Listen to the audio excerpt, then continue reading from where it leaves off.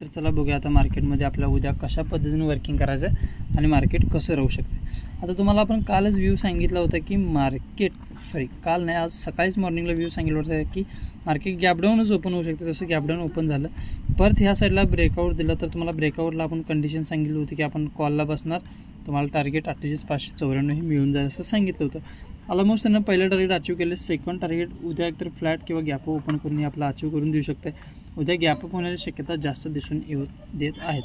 त्यानंतर जर बघितला तर आपल्याला जर पुटला तर विचार करायचा म्हणला तर 48,167 हीच एक लेवल स्ट्रॉंग आहे, नाहीतर एकतरी 48,967 नंतर हे पहिलं टार्गेट तुम्हाला अचीव होऊ शकते।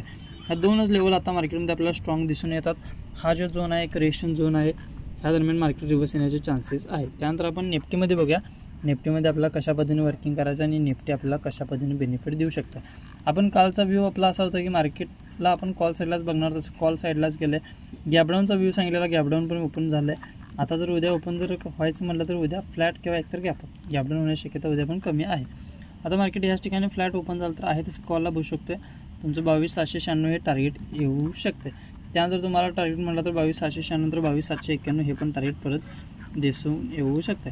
आता जर बँक निफ्टी जर तुम्ही बघितला तर आजपर्यंतचा निफ्टी हायला परत टच करायला तयार आहे। तर बऱ्याच जणांचा व्ह्यू असा होता की आत्ता इलेक्शनमुळे मार्केट पडेलच, आपण व्ह्यू असं कधीच ठेवलं नाही किंवा आपल्या तोंडातून तुम्हाला कधीच मी असं म्हटलं नाही की मार्केट पडूच शकते, पडेलच। आपला व्ह्यू जर तुम्ही बघितला तर कॉल साईडलाच होता आणि कॉल साईडलाच वर्किंग चांगलं केलेलं आहे। आपण मार्केटच्या बिहेवियरनुसार वर्किंग करायचं किंवा साईडला जे आता न्यूज यायला आहे किंवा त्या गोष्टी जास्त फोकस न करता फक्त प्राईस ॲक्शन किंवा आपल्याला जे ग्राफ दिसतोय त्याच ग्राफनुसार आपण वर्किंग करायला पाहिजे। ओके, अशाच प्रेडिक्शनसाठी आपल्याला फॉलो करा, सबस्क्राईब करा आणि बेल आयकनला क्लिक करा। Thank you so much.